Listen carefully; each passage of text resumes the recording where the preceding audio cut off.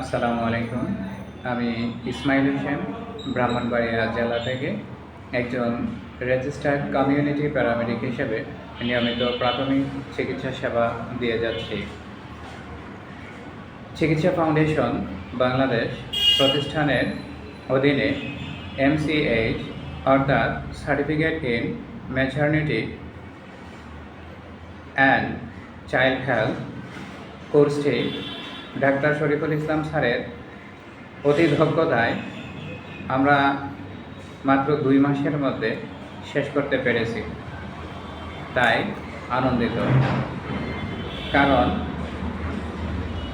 এই কোর্সটি থেকে আমরা যা শিখেছি এবং দক্ষতা অর্জন করেছি তা একজন মা ও শিশুকে সঠিক পরামর্শ দেওয়ার জন্য কাজে লাগাতে পারব। আমি একটি ছোট টপিক হিসাবে গর্ভকালীন রক্তশূন্যতা নিয়ে কথা বলছি। গর্ভকালীন রক্তশূন্যতা আয়রন, ফলিক অ্যাসিড, ভিটামিন 12-এর ঘাটতি, একজন মায়ের অতিরিক্ত রক্তক্ষরণ, মায়ের শরীরে বাচ্চাটি বেড়ে ওঠার পর্যায়ে ক্রমে রক্ত স্বল্পতা দেখা দিতে পারে। তাই এই সমস্যা দেখা দিলে মা এবং শিশুর মারাত্মক ক্ষতি হতে পারে বা জীবনের ঝুঁকি হতে পারে।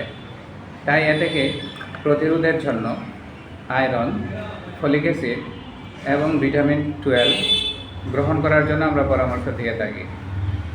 তারপরেও যদি সমাধান না হয়, অর্থাৎ একজন চিকিৎসকের পরামর্শ নিয়ে আয়রন, ফলিক অ্যাসিড এবং ভিটামিন সি সমৃদ্ধ খাবার খাওয়ার জন্য আমরা পরামর্শ দিয়ে থাকি।